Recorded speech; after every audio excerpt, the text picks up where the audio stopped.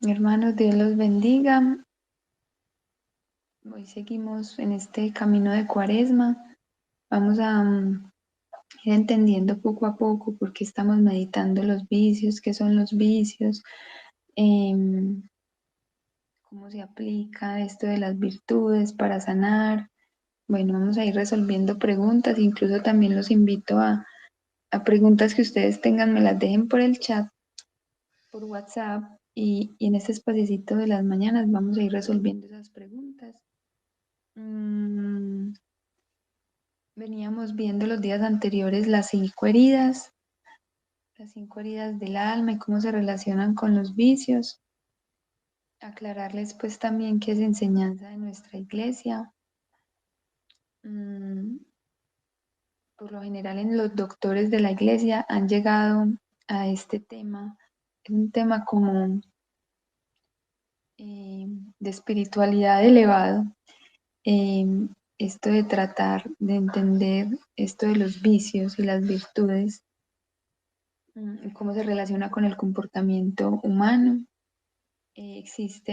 Santo Tomás es el que el Señor le ilumina esto de los 7 vicios capitales. Y ya a Santa Hildegarda, el Señor le muestra cómo de esos 7 vicios capitales se desprenden eh, 35 pares de vicios y virtudes que incluso tienen relación, cada uno se relaciona con estos vicios capitales. Y se llaman vicios capitales porque son tentaciones que vienen del tentador. mmm, Vienen estas 7 tentaciones capitales. Pero ya en Santa Hildegarda el Señor nos muestra cómo estos vicios son ángeles caídos, cada uno con una característica diferente, y nos tientan en el pensamiento. Y en definitiva, a través de ella se nos muestra cómo esos vicios están en el corazón del ser humano. O sea, nacemos tristemente con esto en nuestro corazón, pero también nacemos con esas virtudes. Uno podría decir, el Señor es injusto, ¿cómo es que nacemos con estos vicios? Eso es lo que hablábamos como de las consecuencias intergeneracionales. Pero el Señor, y en la liturgia, en las misas, muchas veces se da esas frases que eh, el Señor nos ha dado, que dice la palabra, ayer decía el Padre, que Él no nos tienta más allá de nuestras fuerzas. Virtud significa fuerza. Entonces, si somos tentados con estos vicios es porque el Señor también nos ha dado las fuerzas para combatirlo, sino que no se conoce mucho de esto. Entonces, es entender que las pruebas que estamos viviendo cada uno en sus diferentes áreas de la vida, eh, quizás son tentaciones, diferentes tentaciones, pero que el Señor nos ha dado las fuerzas. Y lo que vamos a hacer en este resto de días, de 35 días que siguen de la Cuaresma, es precisamente cada día conocer una tentación y la virtud opuesta para vencerla. Por eso hablamos de hoy de la alegría para vencer la tristeza, porque si bien las tentaciones son fuertes, la virtud también se puede vencer con la virtud también es muy fuerte. Entonces, y es entender que esto nos enseña cómo la tentación no se vence solo por nuestras propias fuerzas, porque estamos luchando con entidades que son intelectualmente más fuertes que nosotros. Por eso se habla de esta figura de que cada tentación es como un Goliat y nosotros somos como David. Eh, David solo venció a Goliat con la fuerza de Dios. Y es muy hermoso, por eso hacemos la lección también, entender la palabra de Dios en clave de virtudes, porque es muy hermoso como en la palabra de Dios por todas partes nos hablan de vicios y virtudes. De verdad, esto es pues para mí un tema que me apasiona.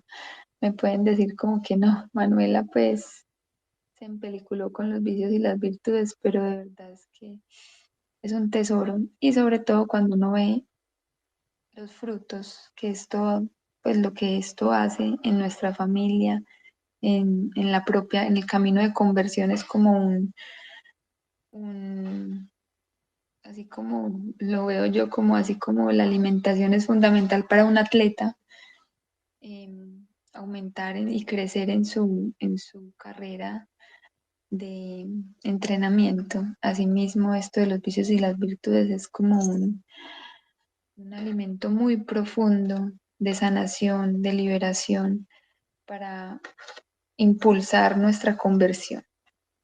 Bueno, eso es como un preámbulo. Y concretamente, lo que vamos a hacer es que estas meditaciones se trata de un diálogo entre el vicio y la virtud. Ustedes miran, bueno, si estamos haciendo el camino de María, porque ahora pues como con Santa Hildegarda, simplemente es entender que el ayuno hay que acompañarlo de oración y de meditación. Entonces es como, como la Virgen María acogiéndose a las enseñanzas católicas que hay al respecto y más concretamente en las enseñanzas del Espíritu Santo a través de Santa Hildegarda. La Virgen María es la esposa del Espíritu Santo, entonces simplemente como la Virgen María nos enseña las enseñanzas de su esposo, valga la redundancia. Nos está señalando, miren, esto lo enseñó el Espíritu Santo. Más que quedarnos en esto es de una santa, esto es del otro. Ella es doctora de la iglesia, entonces es simplemente acoger esto como enseñanzas del Espíritu Santo. Em, hoy vamos a comenzar como a pelar una cebolla. Imagínense una cebolla y vamos a empezar capita por capita.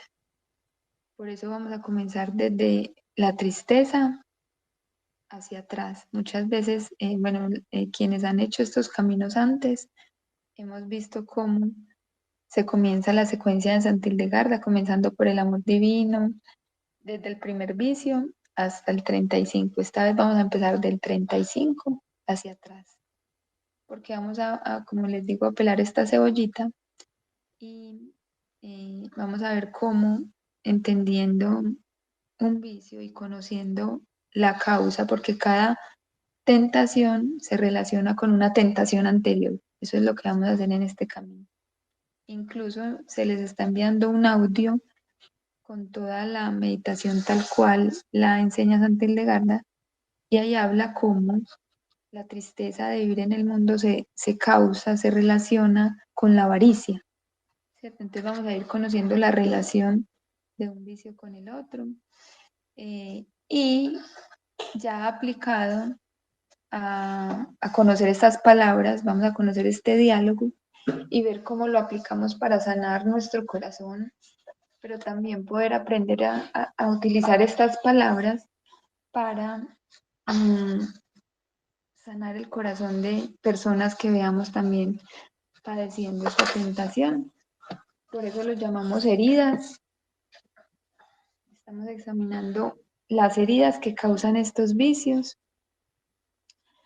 y, eh, y lo vamos a conocer hoy, por ejemplo, como la herida de tristeza, que todos tenemos de cierta manera más que otros, pero que sanando con la virtud, conociendo esa virtud de la alegría, transformando nuestro corazón, llenándonos de una alegría interior, porque no son solo palabras, sino eso hace que se dé una transformación interior, podamos llevar esas palabras de alegría a otras personas. Concretamente, esas palabras de alegría dicen, la tristeza es ciega y sorda.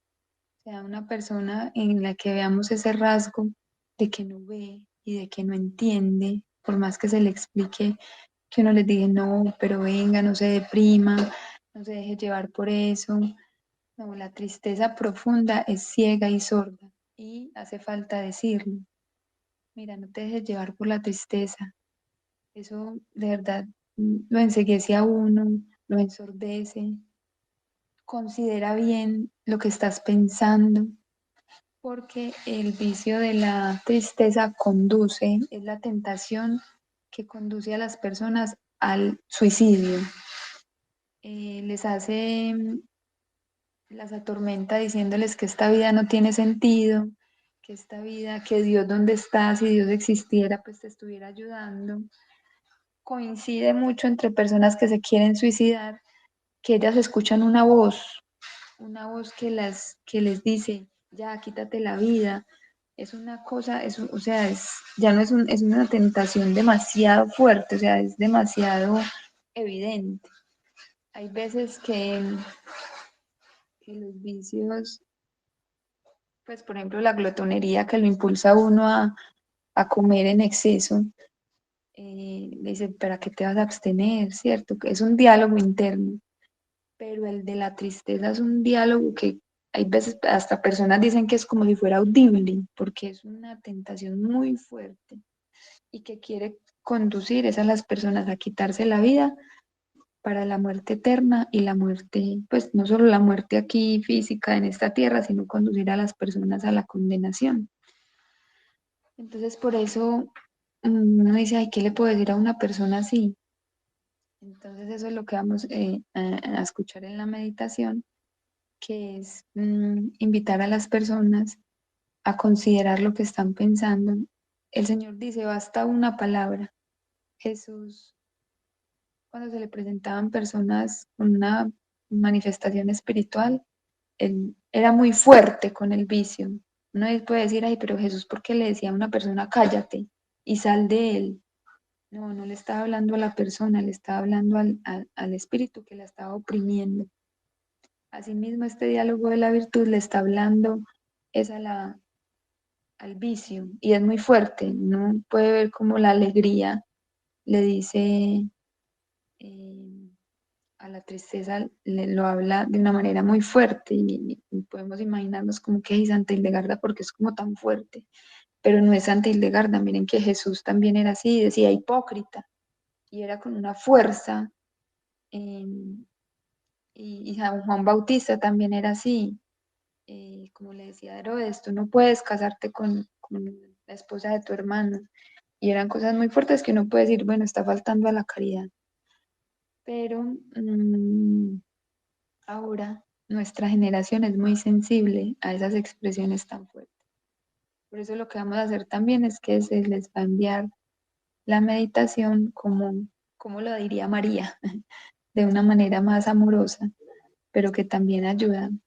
Eso nos va a ayudar pues también a verlo a tratar a la persona de una manera muy, muy amorosa, pero también separarle y ayudarle a, a sacarse esa viga, eso que lo está oprimiendo, ese espíritu que de verdad vemos que es algo, es un espíritu muy fuerte, que de verdad no es una tristeza de verdad normal, sino que, como dice ahí la meditación, es una tristeza infernal, ¿cierto? Es una entidad que conduce a la tristeza y que por eso hay que combatirla.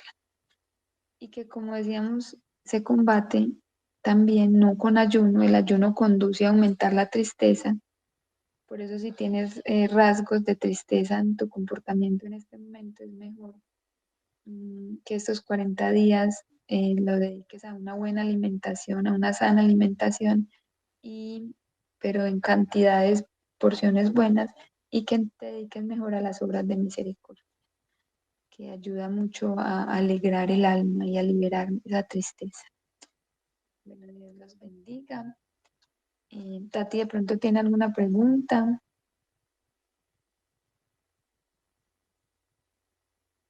Bueno, recuerden entonces que me pueden hacer las preguntas por el chat y que en este espacio vamos a tener 10 minuticos diarios para resolver las preguntas. Un abrazo, Dios los bendiga.